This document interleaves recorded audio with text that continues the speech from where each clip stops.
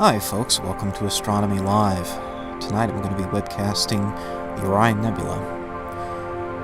I've of course photographed this nebula a few times before. Turn down the music for a bit. I've of course photographed this nebula a few times before, but I haven't revisited it since getting an adaptive optics unit for the camera.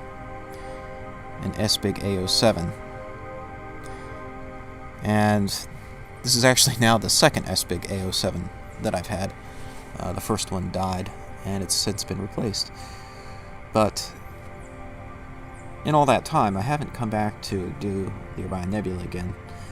So I thought it'd be fun just to pay it one more visit here before the season's over, and shoot it with the A07 running. So I'm currently guiding at 10 Hertz. That's the star you see in the top left corner. And doing 5-minute exposures of the nebula, almost maxing out the maximum brightness values the camera can see, but not quite, so that I can do some HDR processing on it later. And we'll see what we get. I'm going to stop the imaging here for a little bit. I've been running it for over an hour already, actually. But I'm going to halt it here for a bit and check the focus, and then get back on the nebula again. Hope you guys enjoy.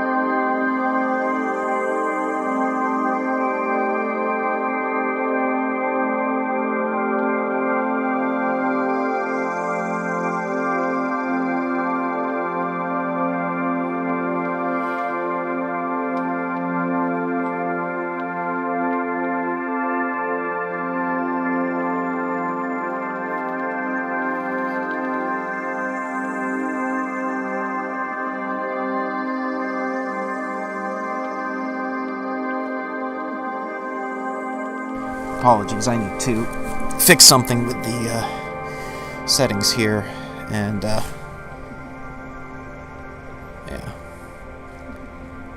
just don't want to show the screen for a second here. So I'm going to check the focus on the camera, make sure we're still good. Put the focus mask on and see what we get.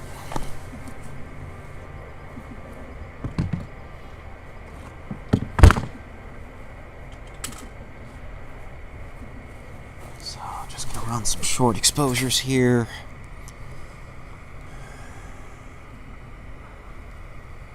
Try a 1 second 2x2 binning.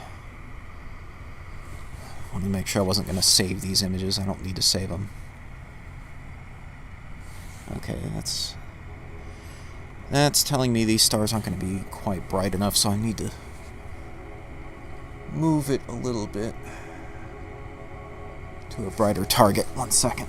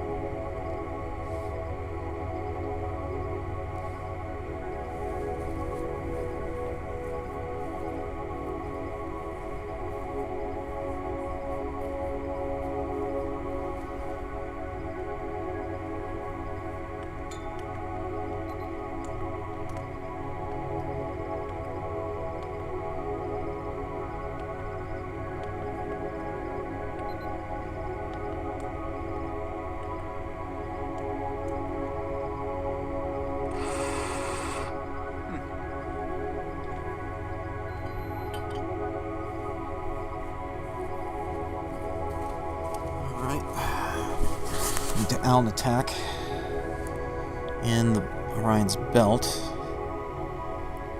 Should be a brighter target. That's much better. Okay. Doesn't look terrible, but if I go to 1x1 binning, we might see a different story here.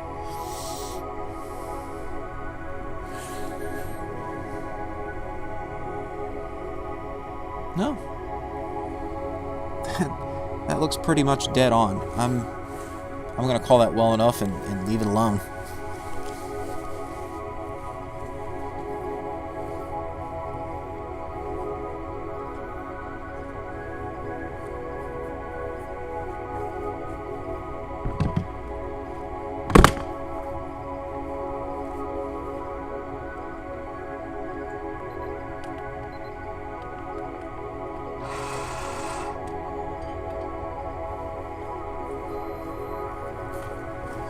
So what I did there is I put a Batinov mask on the front of the telescope, which creates these diffraction spikes coming off the star. And you want the spike that's horizontal there cutting right through the middle of the star between the other two spikes. You want it to be symmetrical on both sides. When you are symmetrical, you're in focus. And you can tell how much you're out of focus by how far off that center spike is. So it looks pretty much dead on.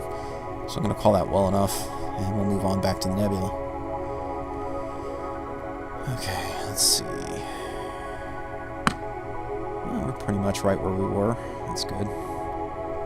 Auto guide. Let's take a quick exposure. Yeah.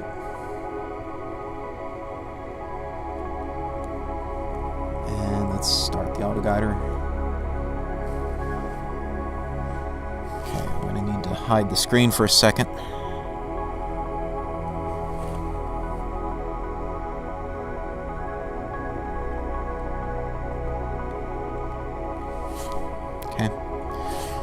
Back on autosave.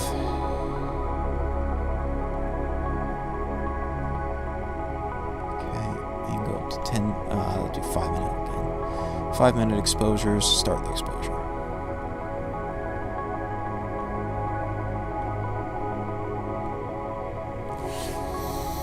So, how's everyone's Friday night?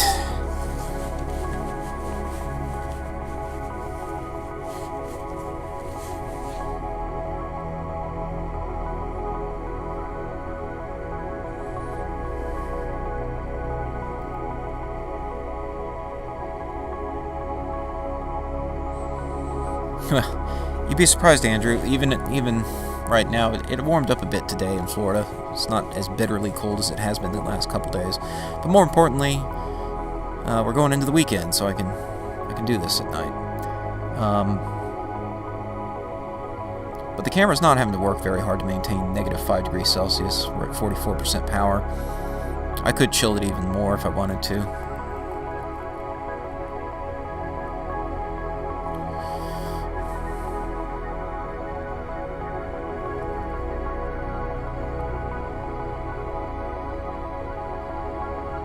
And this is not stacking, these are just going to be the raw images live. I'll stack them later, and you'll be able to see that, the final stacked picture. I'll put into the video description later, after completing it.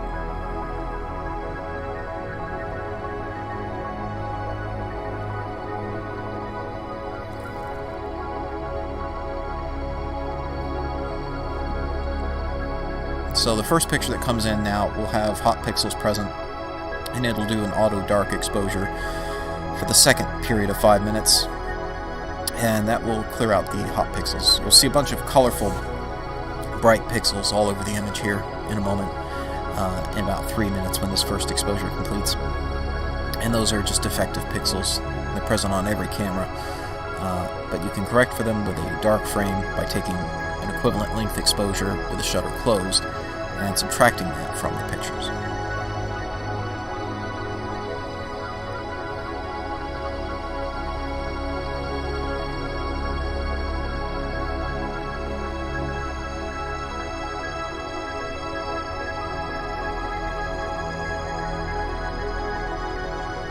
Yeah, the human factor is another question, though, what you can tolerate for temperature. I was so tempted to do this earlier in the week, but, you know, gotta work the next morning, and it's not so good to be out in the cold in the middle of the night like that, so I held off till tonight, but now it's Friday, and it's time to enjoy the sky. Unfortunately, the forecast does call for clouds moving in tonight after 1 a.m., in fact, in my area more specifically, it even might start to cloud up by 1 a.m. For the moment, knock on wood, it's still clear.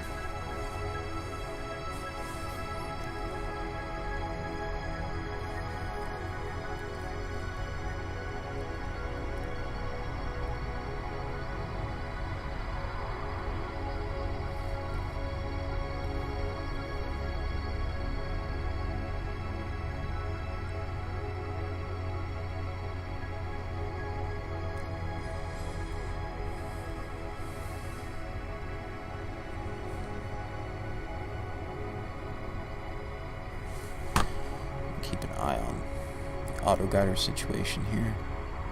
That's good.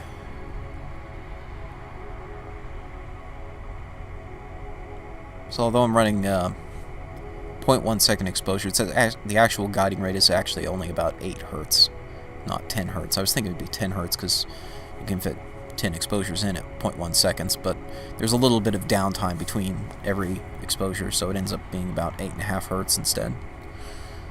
Still not bad. I mean, that's pretty darn fast guide rate.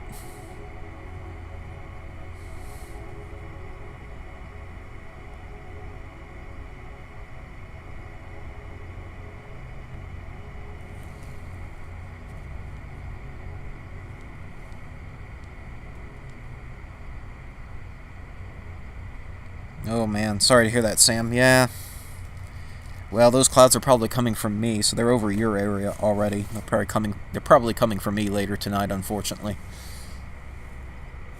So, good news is I've already captured like over an hour's worth of data on this.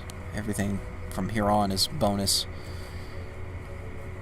With an hour, I've got enough to make at least a somewhat decent image, but of course I want more. I want as much as possible. And we're just past the meridian now, so this is the optimal time to get on Orion. It's highest in the sky, so you get the best pictures right about now.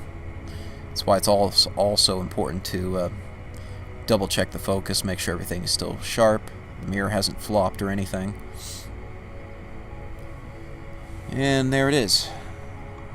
So I'll zoom that view out so you can see that. See the big picture. It's not too shabby. Of course, like I said, you have all these colorful little pixels that are not stars. They're actually defective hot pixels, but it's taking a 5-minute exposure now. Dark frame, and it will subtract that out.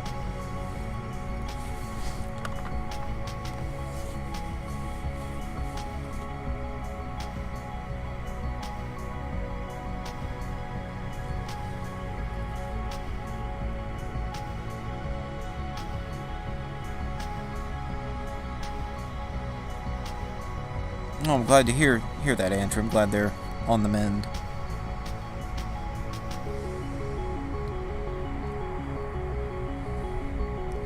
Alright, I've got to go off mic here for a little bit, but hope you guys enjoy the view, especially when that dark frame comes in and cleans it up a little bit.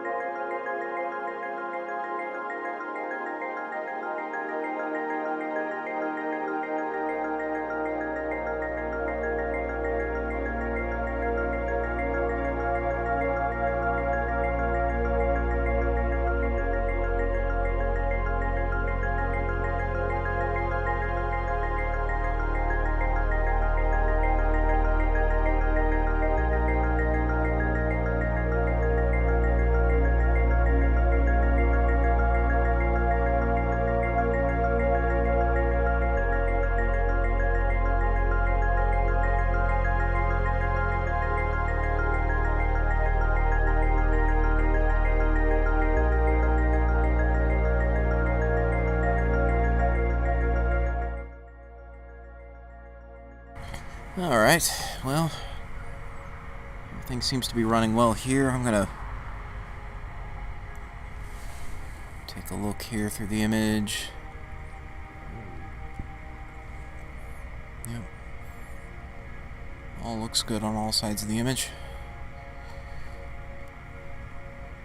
So I see somebody in the chat here, Deja Vudo, who seems to think this is a computer-generated image. I guess in so much as that the computer is interpreting the data coming from the camera. But this is a real live image of the Orion Nebula. It's not CGI.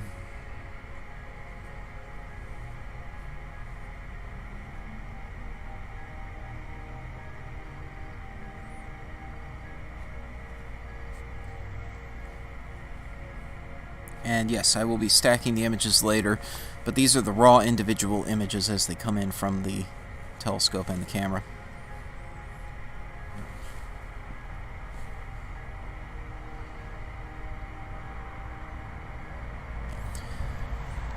I mean, you can see here, in the far top left here is a guide star that the camera's locked onto with the adaptive optics. It's guiding at a rate of 8.3 Hertz currently.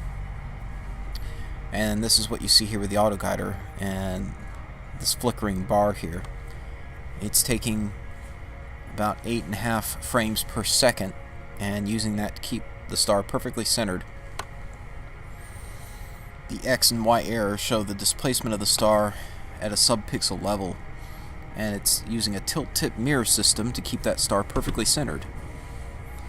This compensates not only for any drive tracking errors, but also for atmospheric distortion and displacement of the star's position due to turbulence in the atmosphere. Probably hear that jet flying overhead just now. So yeah, you can see the tilt-tip mirror system here, X tilt, Y tilt. And this is the percentage towards the limits of the mirror's tilt capability. And if it gets too close to the edge of where the mirror can travel, it will move the scope a little bit with the motors to keep it within the range of travel of the mirror. But most of the work is really just being done by the mirror, not by the motors of the scope, because the mirror can tilt a lot faster than the scope's own motors can move. You can respond instantly to commands to keep that star perfectly centered, and so it can guide at such a speed that you can start to correct for atmospheric turbulence. So this is a basic adaptive optics system, the SBIG A07. It was the first of its type released for the general public, really. And they have more advanced units now for larger cameras, but this camera dates from quite a few years ago, and it's compatible with this older A07 unit.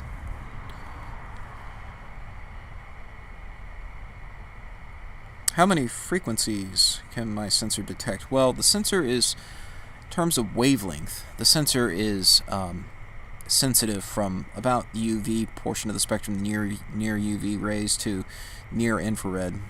So it's sensitive beyond human vision. It can see into the infrared, and it can see on the opposite side into the UV portion of the spectrum. The telescope is a catadioptric. It's an 8-inch Schmidt-Cassegrain, so it primarily uses mirrors to collect the light. And there's no filter on the system, especially with the A07 installed. It takes the place of a threaded slot that would normally be able to hold a 1 1/4-inch filter, so you could use a UV IR blocking filter and only receive visible light. But that unit that holds that filter is removed, and in its place is installed the A07 unit. So there is no way for me to put a filter on there. There is a way, if you have an SBIG filter wheel, you can install that between the A07 and the camera, so you could do that, but I don't have one of those units, so I don't have a way of installing any filters in the view right now with the A07 running. So when I use the adaptive optics unit, I have no way of installing any kind of filter to block either UV or IR light or visible light. I do have filters for doing all those things, but I can't install them when I'm using the A07. So it's full spectrum. Whatever the CCD can receive is what it's receiving, pretty much.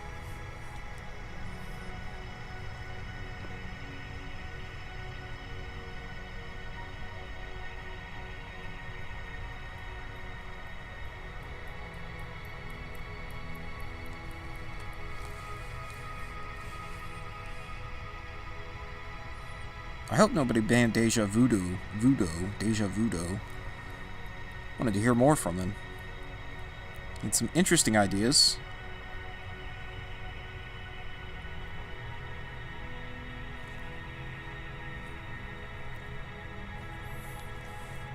But anyway, everything seems to be running well here. I could chill the camera even more. We're at -5, and it's only taking 40% power to hold it there. Pretty chilly tonight, but I don't know. It doesn't really need to be lower than that. This nebula's pretty bright. We're not anywhere near the sensitivity threshold of the camera at this point.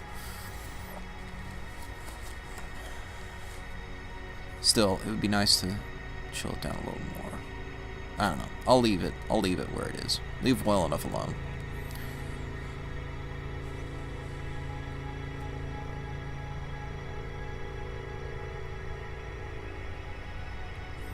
But yeah, I just replaced the desiccant in the camera.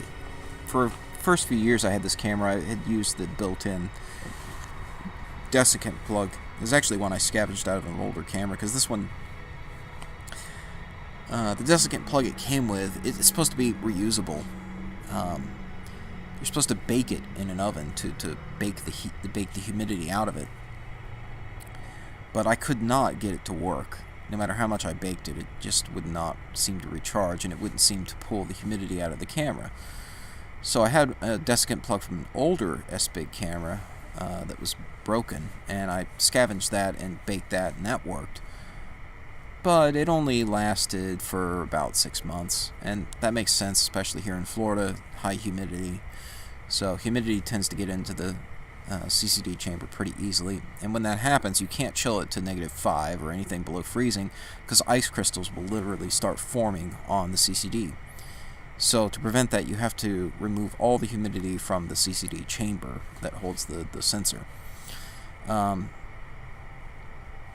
So for the first few years, I used this old desiccant plug out of an older camera and put it into this camera, because it was the same plug basically out of an S-Big camera, and it worked. But you know, if you ran into a problem where you either forgot to recharge it and it had been a while since you used the camera, if you fired it up and you found, you know, you were getting ice crystals forming, you had no choice but to spend several hours baking it in the oven. You couldn't fix the problem that night, really. Or if you know, were gonna do a run that night, you know, say it's like 5 o'clock and you're thinking, okay, it's looking pretty clear in the afternoon, maybe I'll fire up the camera tonight, and you realize, oh, you know, it's been a while since I've fired up the deep space camera. You're looking at a 4-hour recharge on that desiccant. That's a pretty serious impact on your timetable. But it also had a third-party plug that didn't have, it was just an empty chamber basically, and you stuff little silica gel packs like what you find in, you know, everyday products that you might buy that have desiccant in them, and you can use those to remove the humidity as well. So I've switched over to using that system now, and find it's a lot better, because, you know, I realized it's been a while since I've run the deep space camera here. It's been quite a while, and it definitely would have needed a recharge of that desiccant. So I just popped out the old packs, put in new ones, and away we go. And don't have to sit there baking the plug for a few hours.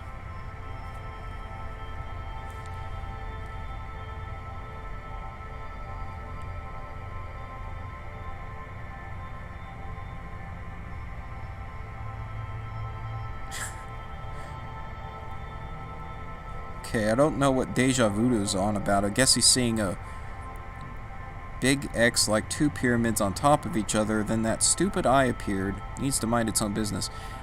Looking at Orion right now, I'm not seeing any of that.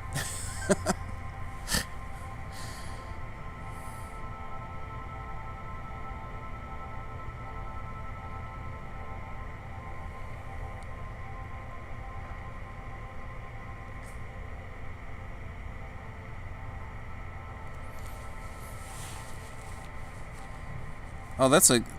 Yeah, so Euphorius says, seeing 5-minute exposures makes me sad. Still haven't gotten my auto-guiding to work.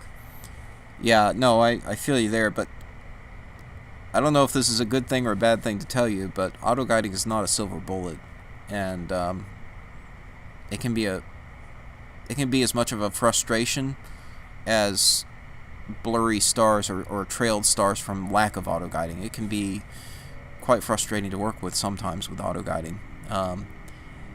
I've got it down now with this system and this rig, the way it's set up now, that it works every time, and I love it, and I do not want to change anything about it. But that's because of the on-axis guiding that the SBIG camera provides. So this has been the magic bullet solution of sorts. Of course, you still need to polar align accurately, because even with perfect guiding, if you haven't polar aligned properly, you're going to get field rotation, and that's going to blur your image no matter what you do. But especially over long exposures like 5 minutes. But even if you accurately polar align and you've got your autoguider set up, in my experience, I've had tons of trouble trying to fight flexure issues back in the day when I was auto-guiding with an off-axis guider using... So you basically, for those who don't know what that means, basically you've got your main telescope that you're shooting the images through, and then you've got a second smaller refractor riding piggyback on top of your main telescope that you can shoot through. You can do off-axis guiding you can do with like a prism to pick off a piece of light. That's really what's going on here per se. But when you have guiding through a secondary refractor that's riding piggyback on your telescope, the problem there is, even if the guiding is seeming to work okay on that scope, the scope may rotate slightly differently to how the main telescope rotates, due to flexing of the tube under gravity over the course of several minutes as the telescope rotates. Especially if you have a cheap refractor like what I've got. It's got a plastic draw tube that acts as a focuser. And that plastic draw tube has a lot of slack in it. And so even a microscopic shift in the rigidity of that telescope, in the shape of that telescope in the draw tube, as the telescope rotates to track the sky, will throw off where the telescope is pointing. The refractor is essentially pointing relative to the main telescope. So the tracking might look perfect to the autoguider in the refractor, but you still get blurred stars in your main telescope, and you're just banging your head in frustration. And you can try to tighten everything down and maybe rearrange where the guiding rings are located and do all these tricks to try to fix it, and it doesn't always fix it. It's still sometimes a problem. So it can be extremely frustrating to do that with a refractor. I found the thing that works for me is the SBIG camera with the sort of on-axis guiding, where you've got a guide chip right next to the main imaging chip looking through the same telescope. And that's what's going on here. Of course, I also have the adaptive optics unit, but that's a nice thing to have. It makes the images even better. It makes the stars even sharper, because the mirror can tilt and tip faster than the motors can respond to any issues. But the first step that really started to improve my imaging was to have the SBIG camera and have that guide chip on there on the camera. So the guiding is occurring through the same telescope that the imaging is occurring, so you don't have to worry about flexure. It's a non-issue at that point. Still, there are some caveats and some pitfalls there, in that with this scope, for example, the LX200 Classic, this is not the highest end mount that you can possibly get by a long shot. And so there's a lot of periodic error there. Even with perfect polar alignment, perfect guiding, the guiding's having to do a lot of work to compensate for the periodic error.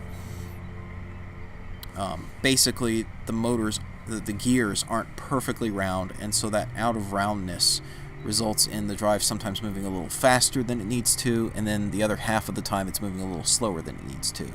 And so the stars will appear to wobble back and forth as it goes a little too fast and a little too slow. You can fix that somewhat with what they call permanent periodic error correction, where you train the mount to learn what its own errors are and try to compensate for them. But that has its own pitfalls too, where the LX200, for example, the periodic error correction mechanism works in 2-second intervals, so it's averaging the results over each 2-second period and then issuing programmed, it remembers the corrections it needs in 2-second intervals, which is still not good enough for perfectly sharp stars. So your autoguider still has some work to do there, but you definitely need to train the periodic error. If you don't, you're giving the autoguider too much work, and it basically can't keep up, is what it amounts to. With periodic error correction, once you train the mount to correct for its periodic error, it becomes more manageable, but you still have issues. Primarily, in my experience, the issues come from gear slop, where you have backlash, especially in declination. And so when the mount moves one way, it takes a little extra time to move the opposite direction because it's got to take up the slack in the gear. And this can result in quite a significant delay in issuing an actual physical correction to what it sees going on with the guide star. And so you'll see it'll take a few seconds for it to put the guide star back in the center. And of course this puts the stars out of round in the 5-minute exposure. So again, this is something that the adaptive optics system is very great for because it takes care of that problem. It essentially eliminates it altogether because you're not relying on the motors of the telescope at all to do the corrections. You're relying on the mirror to do all the corrections, and the motors only have to make very occasional motions to keep it within the range that the mirror can tilt. And it's fine then if it takes the motors a few extra seconds to do that, because unless you're actually hitting the physical limits of the mirror, it takes care of all the problems. So yeah, this has been quite a process for me, iteratively improving the rig and getting it to this point where I'm able to get these nice long exposures out of a mount that has no business doing 5-minute exposures, because it's not a super high-end mount. It's mid-range strictly, but it's able to do this thanks to the A07.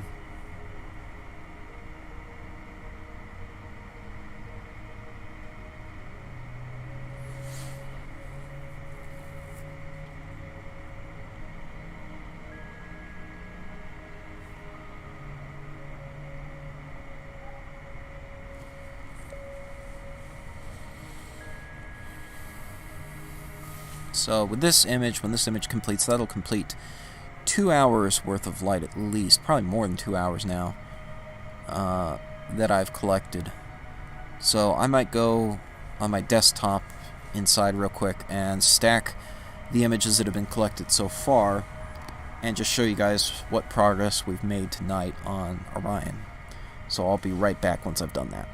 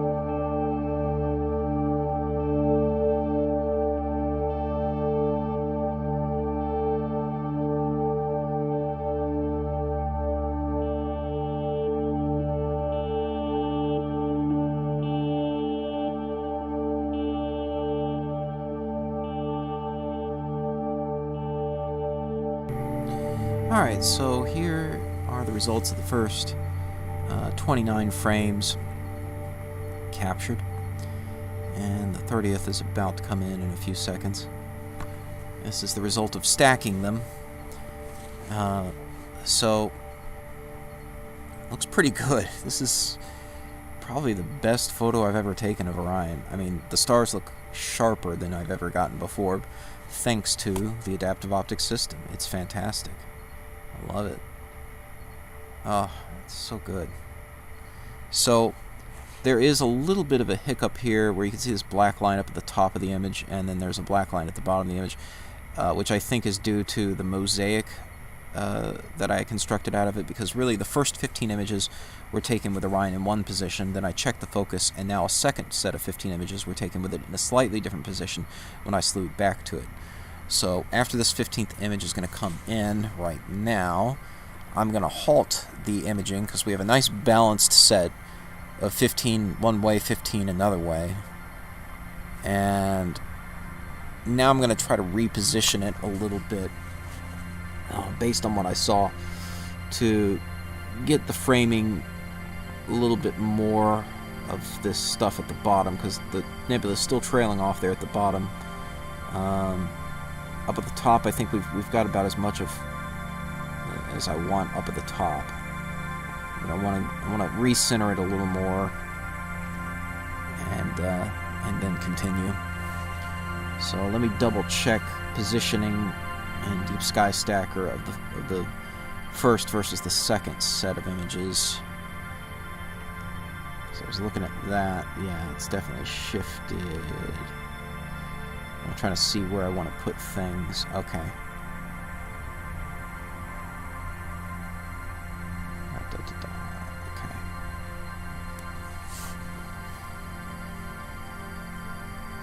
I think I see. So I'm just going to move this over here. And actually, I don't need to be hiding my own logo. Did not need to do that. There we go.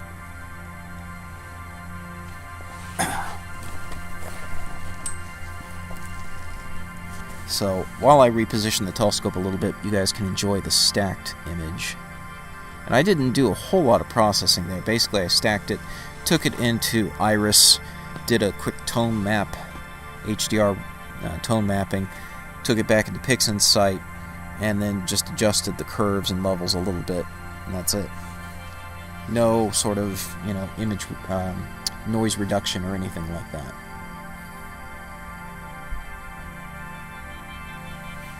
Beyond the, the normal stacking process.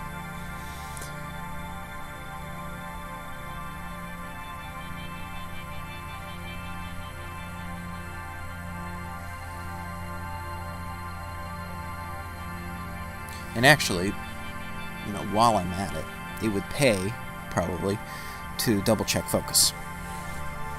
So let me slew back to Almatac and do that whole process one more time.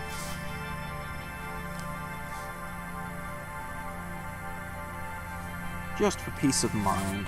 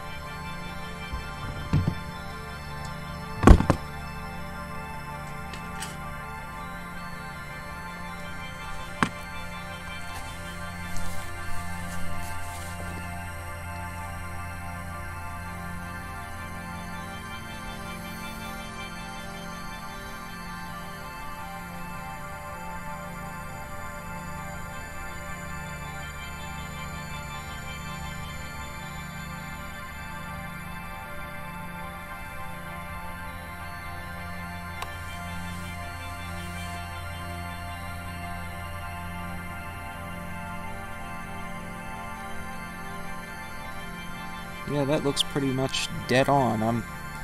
I'm still going to say that's well enough, and I'm going to leave it alone.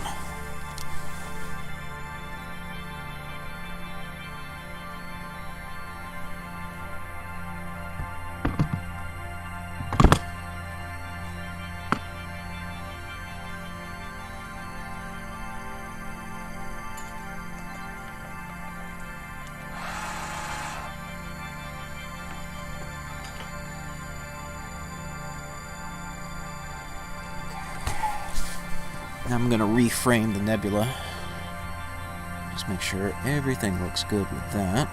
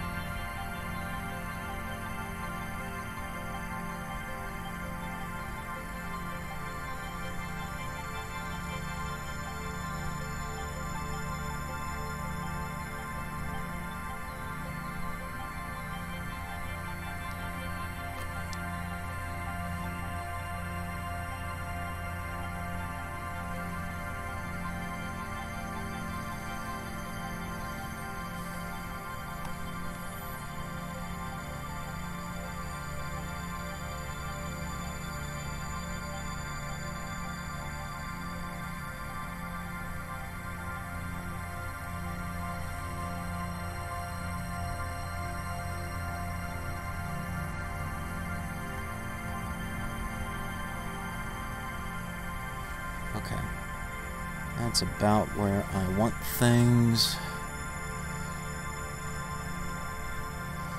So I'm going to go ahead and get us configured for the next round of images. Set it back to 5 minutes.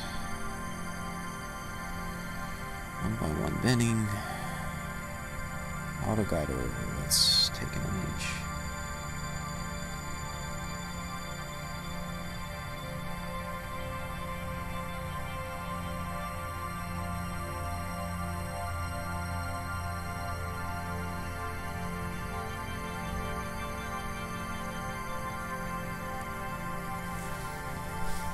Okay.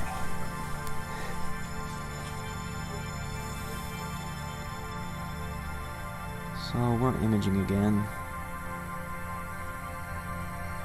Put the stacked photo somewhere in the corner here.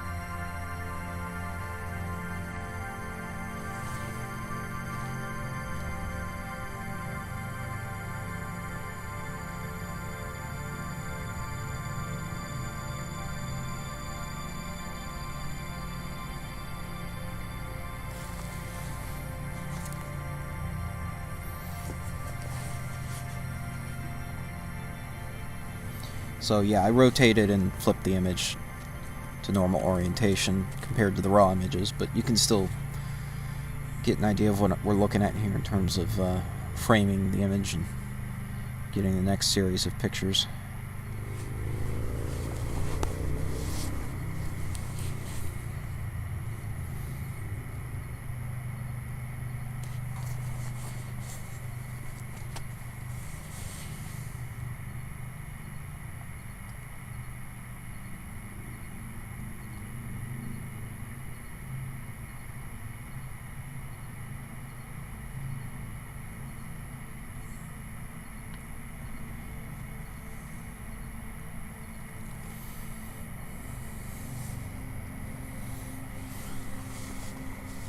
So the black and white pictures, because I was binning the pixels 2 by 2, and that eliminates the color information because each pixel has a color filter built into it. That's how consumer digital cameras work, and this is how this camera works. This is a single shot color camera like most consumer digital cameras, but it's really a matrix of filtered pixels, red, green, and blue.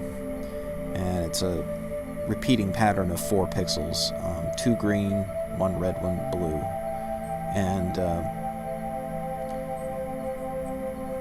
And so when you start binning them 2 by 2, you basically tangle up the color information. The resulting picture that comes down can't be described in terms of a color picture anymore. It's a grayscale picture. But we've gone back to 1 by 1 binning.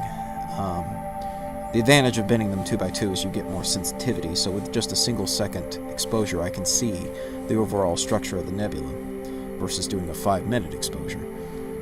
And I can position things where I need them to be for taking the picture. So I've got the shot framed like I want, and now I'm running the 5-minute exposure again with auto-guiding turned back on.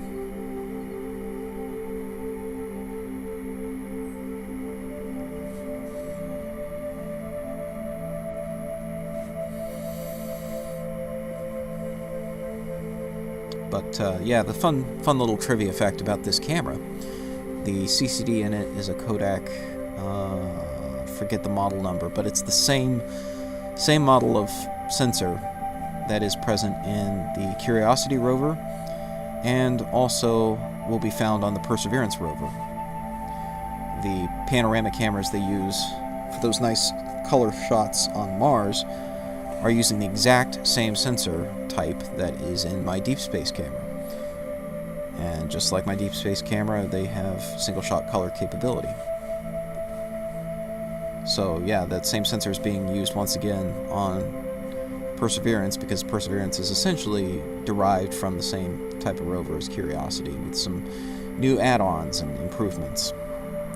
But in terms of the camera sensors, some of them are the same. So it's kind of cool. Perseverance will be landing here in just a few days on February 18th, hopefully, on Mars. So stay tuned for that. If you check out my channel, you'll see an earlier video I did tracking the launch of Perseverance and even tracking it traveling away from Earth with this camera, this telescope. And did some parallax measurements using telescopes on itelescope.net to gather simultaneous observations with my telescope here in Florida. And I probably noted it at the time on the live stream I did back then, but it was kind of poetic to me to be following Perseverance as it departed Earth using the exact same camera that was, or same sensor anyway, that's already on Perseverance as it leaves Earth.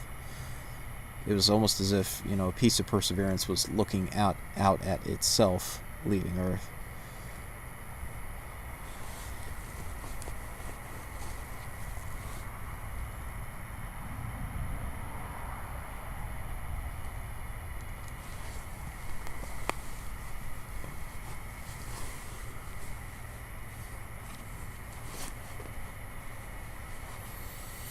But those images were not color. Those images were grayscale, like that one you just saw, because sensitivity was a must.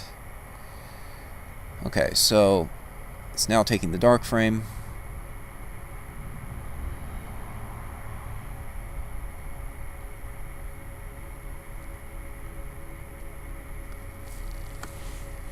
So I'm gonna shrink it like that. And since I can't flip the live image, what I might do here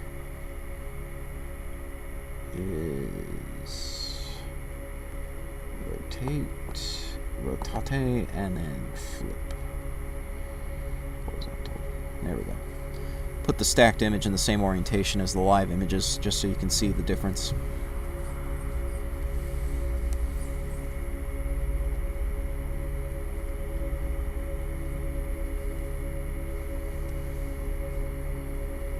Cool beans. Alright. Well, I'm going to go warm up inside for a little bit and watch along with all of you as the live images come in from the telescope.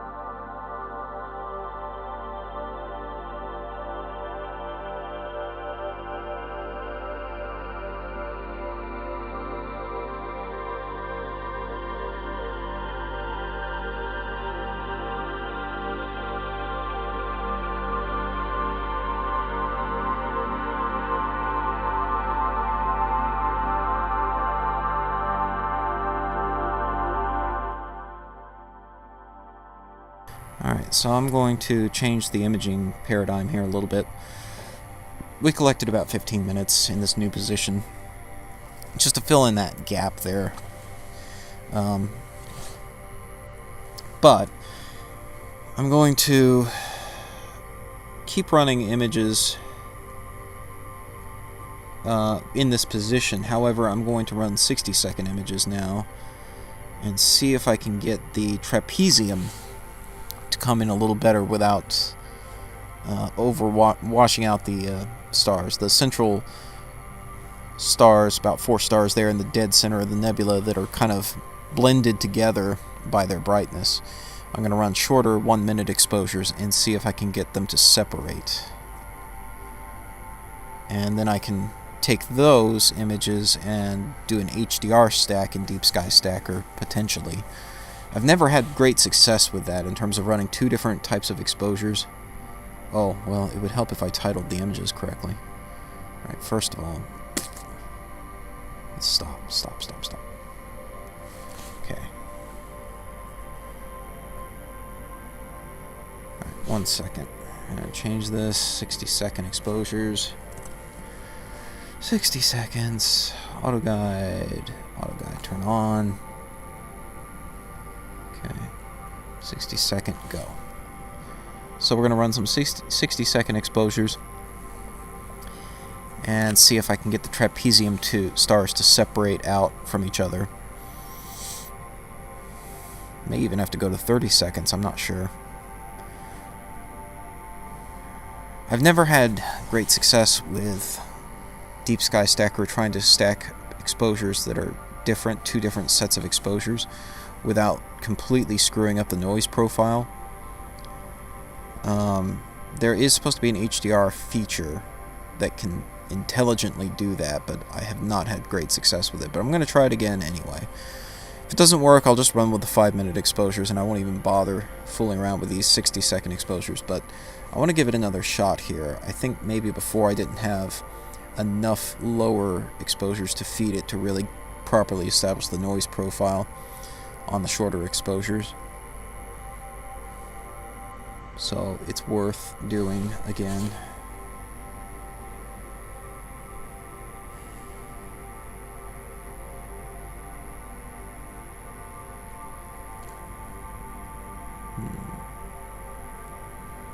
Okay, it's exposing the auto dark.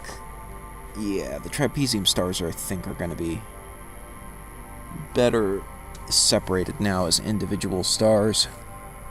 The trapezium region itself, which is sort of this bright region right here, might have some extra definition to it now. But the first image tends to come out a little washed out until the dark frame comes in, so I'm going to wait for the dark frame to come in and make a final decision on whether to proceed with 1-minute exposures or go even shorter than that.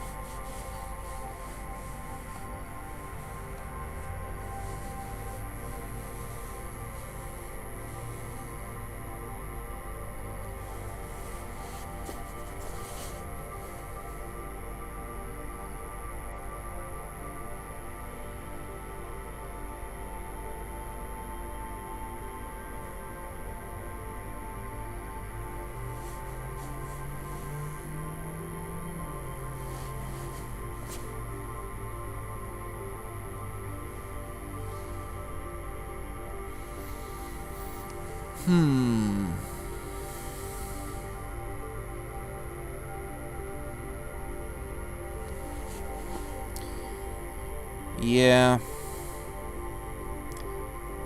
I'm gonna go even shorter. Changed my mind. I'm gonna go for 30 seconds.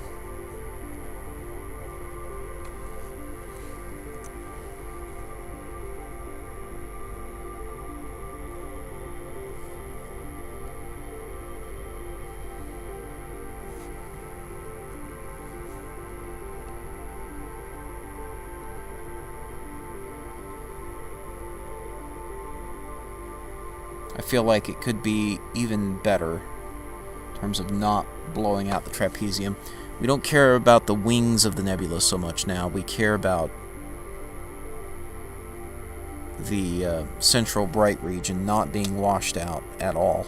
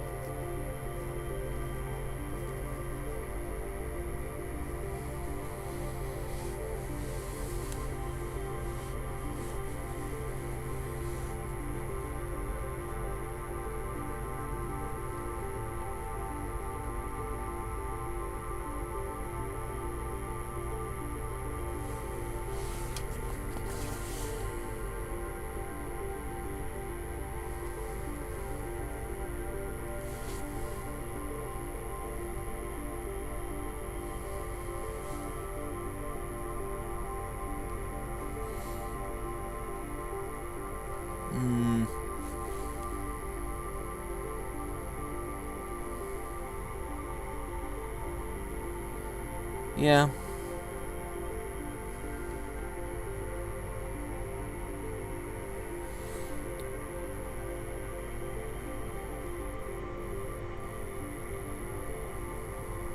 I think that's going to be more acceptable. I'm going to take a quick look here in Deep Sky Stacker.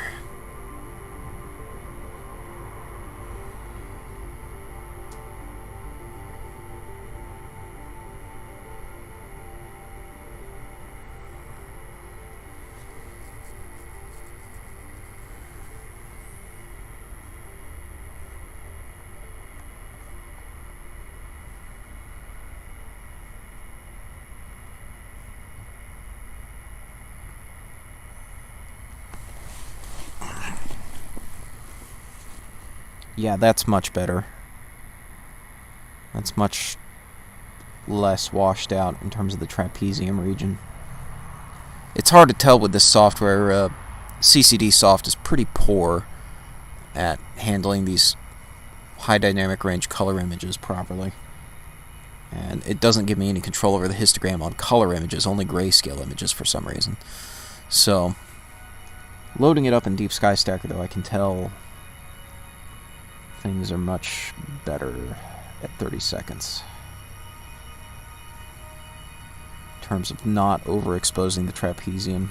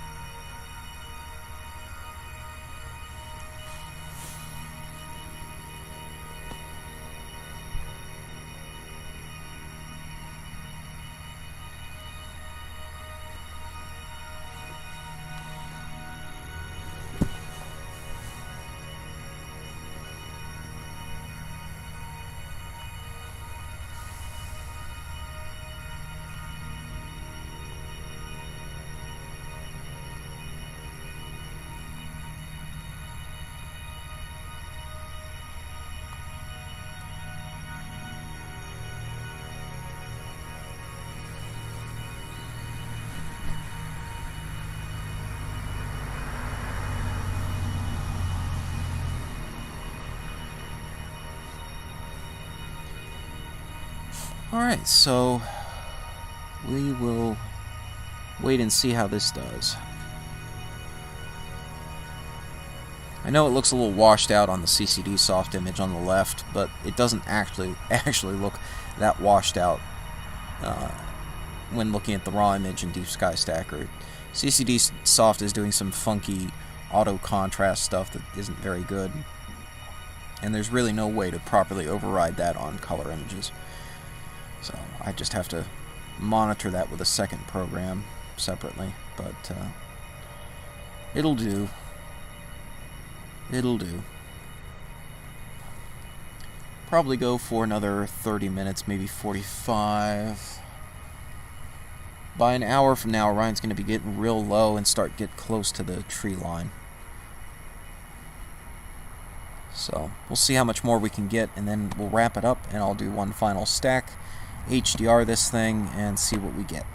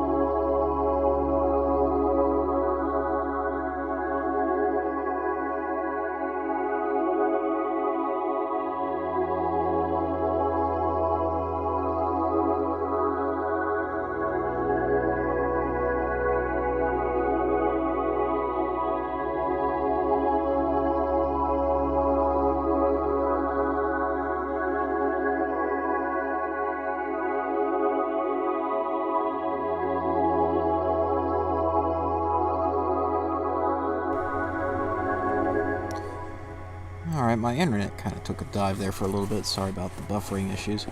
Seems like it's back now, and we're going to be wrapping up here shortly. I'm just going to show you the HDR image that I processed off of some of the 30-second exposures, combined with all the 5-minute exposures we did already. It's not a dramatic difference from the previous stacked picture, but it just brings out a little bit more detail in the trapezium, which is nice. So I'll load that into the scene now.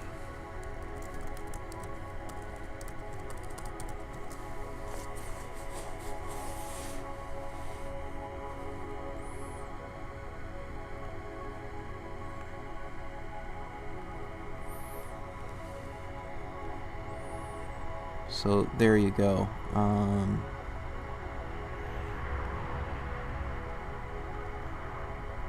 Oops, didn't want to do that. Did not mean to do that.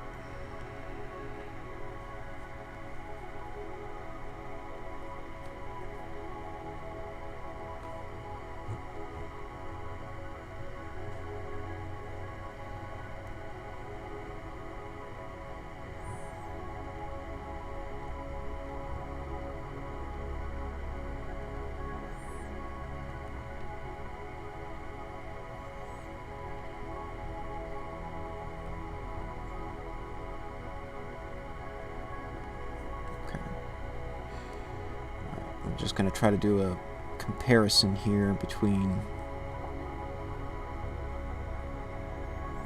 this new image. Okay, here's the previous image. This was the old stack. You can see the center where the brightest stars are is a little washed out. Those brightest stars in the trapezium are kind of all blended together. And then when I layer the HDR stack, you get a little more detail in the trapezium. You see that? And those center stars are not completely washed out. They're still extremely bright, and I'm not entirely happy with how the HDR stacking came out of Deep Sky Stacker, but it's better than what I'm used to anyway. I did have to do some layering in GIMP though, because the HDR stack came out very noisy compared to just the 5-minute images by themselves. So I did both. I did 5-minute images by themselves, and then layered over the brightest part of the image, the HDR stack that brings out a little more detail in the trapezium in the brightest region. I think I like that. I think I like that better. So, original, HDR. Original, HDR. Original, HDR.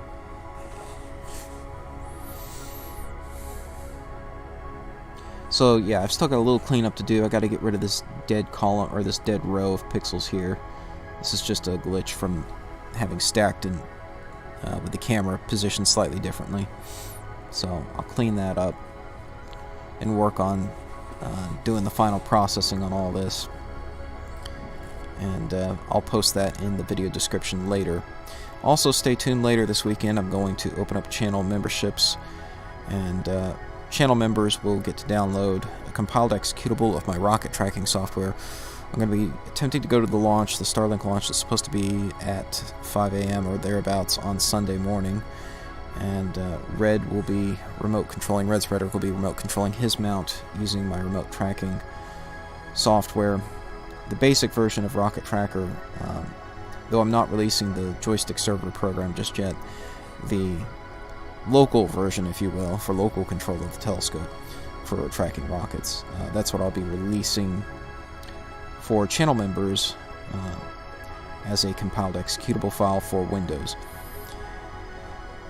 And I can't guarantee it will work for everybody, but it is supposed to be compatible with ASCOM telescopes that support the move axis method. I can confirm it's compatible with multiple types of Nexstar mounts at the least.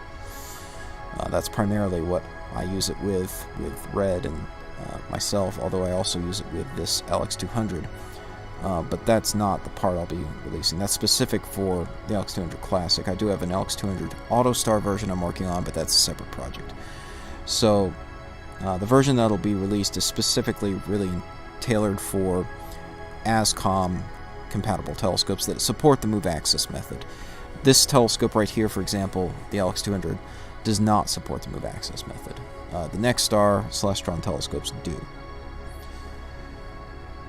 So stay tuned for that. I'll have, like I said, I'll probably make an announcement of some sort about that when it goes live. But yeah, this was a fantastic night for the Orion Nebula, I think. And check back later, and I'll have this stacked image uploaded as a file you can download and enjoy. I think it came out really good. I'm really pleased with how sharp the stars are. They're just tack sharp with this adaptive optics unit. I love it. Honestly, this LX200 has no business at all doing this good a job with deep space imaging.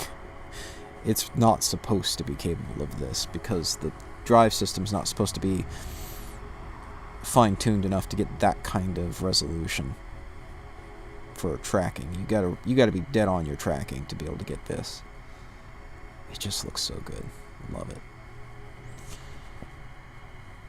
Alright, I think that's gonna do it. Let me see if there's any last minute questions here in the chat before I wrap it up here. Linux version? Not likely, because Linux doesn't seem to support ASCOM in general. Maybe I can do something with, what's the other one? Indy, I think, is the framework. So I've started tinkering with Indy a little bit, but I haven't made much headway on that yet. That's sort of that's a on the back burner thing. I mean, yeah, Linux is nice and all, but Windows supports ASCOM, and it's just the easiest to work with for the moment. Maybe once I get things more settled with the Windows version, I can work on porting it to Linux.